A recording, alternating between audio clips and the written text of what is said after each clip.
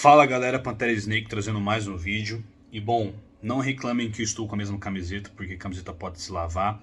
E bom, nesse vídeo aqui eu tô trazendo para vocês algumas ressalvas sobre o meu vídeo anterior, falando sobre do porquê que os atletas hoje em dia não são mais tão estéticos e bonitos quanto os atletas da década de 70, 60, 50 e até um pouco ali dos anos 80. Nos anos 80 ainda tinha muita estética, muita qualidade, diferente do que tem hoje, né?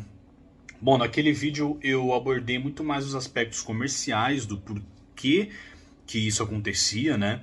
E deixei claro que na real não é que hoje em dia não tem mais linha bonita. A gente tem aí Ruff Diesel, Ramon, o próprio Chris Bumstead, eu. Muitos atletas hoje em dia que tem uma linha muito bonita, né? Então, simplesmente, né? Bom, voltem lá no vídeo e vocês vão entender o que eu quero dizer.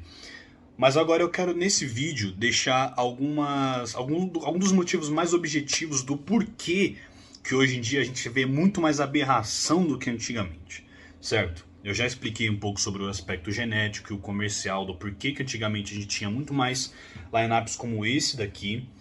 Esse daqui é um lineup do Olympia de 1973. Cara, olha isso. Cara, eu amo essa foto, velho. Serge Nubret, meu, imponente, Franco Columbo, Arnold Schwarzenegger, né? Tem mais uma foto aqui. Arnold obviamente ganhou e tal. Cara, estética pura, né? Cintura controlada, aquele peitoral, meu, as pernas muito mais. é, Aquele aspecto de perna mais de super-herói do que de monstruoso, né? Então, tipo assim, por que que hoje em dia não tem mais isso, né? Vá lá no vídeo, agora a gente vai falar sobre os objetivos, sobre os motivos mais objetivos disso, tá? Então, primeira coisa que não existia naquela época e que existe hoje em dia é muito presente no esporte: óleo e sintol. Aqui a gente tem um exemplo do Rich Piana, que foi um cara que competiu bastante nos anos 90 e depois ele decidiu ir para a parte mais comercial da parada. Ele decidiu que ele ia se viver tipo da imagem dele e tal, ele era um freak mesmo e assumia isso com orgulho. Só que do porquê que ele tem esse aspecto, não é simplesmente porque ele não tinha uma linha, porque ele até tinha uma linha legal, não era nada clássico como os caras, né? Mas ele ficou desse jeito por conta de Sintol e aplicações locais, de óleo mesmo, de verdade, tá? Rich Piano ele já é falecido tal, ele não vai ver esse vídeo, né? Mas assim, eu sou muito fã dele, tá ligado? Do trabalho dele, de tudo, né? Então isso daqui não é nenhuma forma de desrespeito tal. Até caso alguém aí que esteja vendo também seja fã do cara. Mas esse é um dos motivos pelo qual os físicos hoje têm um certo aspecto de freak, não natural, mas natural ninguém é, né?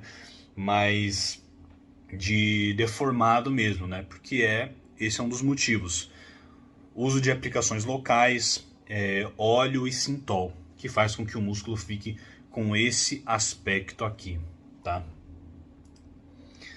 Outro motivo pelo qual os atletas não têm a cintura tão controlada: lesão e hérnia, tá? Isso daí era uma coisa que até existia, muitos caras tiveram lesão na época de ouro também, só que os treinos dos caras hoje em dia, né, a partir ali dos anos 90, anos 2000, se tornou absolutamente brutal, tá? Muito mais brutal do que era naquela época, de verdade, tá? O Phil Heath, ele é um cara que ele utilizava muita máquina, priorizava muito mais movimentos seguros, mas mesmo assim isso não livrou ele de ter uma hérnia, tá? O motivo principal dele ter ficado desse jeito foi por conta de hérnia, né? Até por conta do tamanho do que os caras são muito maiores. Então tudo isso implica, tá ligado? Não é simplesmente o treino em si ou uma lesão no treino. É que, porra, o Phil Heath, se a gente for colocar em proporção, ele é o dobro do Arnold, entende? O braço do Arnold é praticamente o mesmo tamanho do Phil Heath, por incrível que pareça. Só que o Phil Heath é baixo. Ele deve ter uns 10 centímetros a menos de altura. E acredita, isso faz muita diferença. E olha o tamanho da perna do Phil Heath. Então, tipo assim, lesão é um dos motivos e a principal delas é a hérnia. Que infelizmente o efeito da hérnia é esse: você vai ficar porque a hérnia, quem não sabe, a hérnia umbilical, ela faz com que a parte dos seus órgãos saiam para fora e torna-se praticamente impossível de você controlar a sua barriga, tá? Só para deixar claro, essa foto aqui da direita não é real, tá? A da esquerda, ela é mais real, só que essa daqui da direita é uma montagem, tá? Ele não era tão exagerado assim. Mas enfim, ele acabou perdendo por conta disso, né? E aqui a gente tem mais alguns exemplos, né, dessa questão aí da barriga dilatada por conta de hérnia, muita lesão, né? Os treinos dessa nova era são muito mais brutais do que aqueles. E o peso dos caras, enfim. O nosso corpo, infelizmente, a nossa estrutura óssea ela não foi feita para carregar esse tanto de músculo, tá ligado? Já é difícil você chegar naquele shape ali, ó. Nesses aqui, ó, já é absurdo de difícil, né? A gente perde a noção porque, pô, os caras monstruosos assim, a gente acha até que os caras são pequenos. Mas os caras não são pequenos, é porque esses aqui são monstruosos, tá ligado? Então é diferente. Aqui a gente também tem o Marcus Rule, é um cara que tinha algumas aplicações também de local e tal, só que não eram tão óbvias, né? Mas eu coloquei essa foto aqui dele mais para exemplificar a questão da Bubble Guts, né? A barriga mais dilatada. E aqui a gente tem um exemplo que é muito mais específico, que é a questão do uso da insulina. O uso de insulina e de GH que contribuem para um fator, que é... Para que isso é usado? Para o cara crescer mais. Só que a gente sabe que droga não faz milagre no fisiculturismo, e isso é verdade. Os caras passaram a usar muito mais nos anos 90 e nos anos 2000? Sim, só que eles passaram a comer o triplo. Então, assim, tem droga? Óbvio que tem droga, mas os caras comiam o triplo. E o fato dos caras comerem o triplo fazia com que eles desenvolviam também uma distensão abdominal. Você tá entendendo? Porque, tipo assim, a comida precisa ficar lá armazenada, né? Você não vai comer e cagar automaticamente. Seu corpo precisa digerir aquilo, né? E então assim, você tem aí o GH fazendo com que seus órgãos cresçam mais, você tem a insulina sendo usada para você absorver mais o que você come, mas também para você poder comer mais, porque muitos atletas usam o artifício dela para poder sentir a fome e para repor o estoque de glicogênio com muito mais facilidade, né? Então por isso que geralmente os caras tinham... Tem até um exemplo aqui de um cara, pouca gente sabe, mas era um cara que eu ouvi esses dias aí, da palavra de atletas que conviviam com ele, tá? Que era um cara que utilizava, que gostava de uma insulina. Pô, essa foto aqui tá muito grande. Kevin Levrone, tá? E aí já volta aqui, né, esse exemplo do Kevin Levrone, ele também já corrobora um pouco com o meu vídeo passado, né? Que é a questão do que eu tava falando, de que não são só os métodos em si, mas a sua genética, né? Porque o Kevin Levrone, mesmo sendo um Mass Monster, porque ele era um Mass Monster, a linha do cara é bonita pra caramba, né, mano? Olha isso.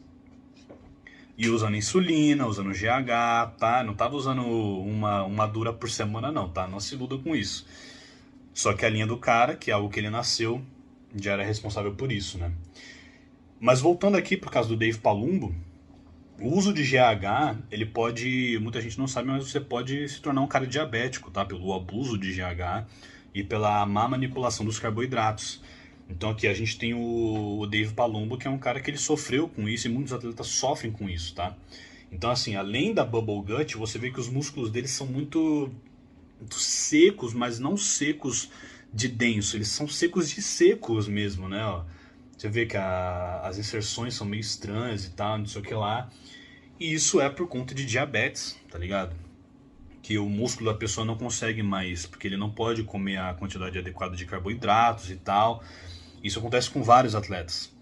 E isso faz com que o músculo fique com esse aspecto seco, mas de um seco que não é legal. Não é aquele seco que a gente almeja pro palco.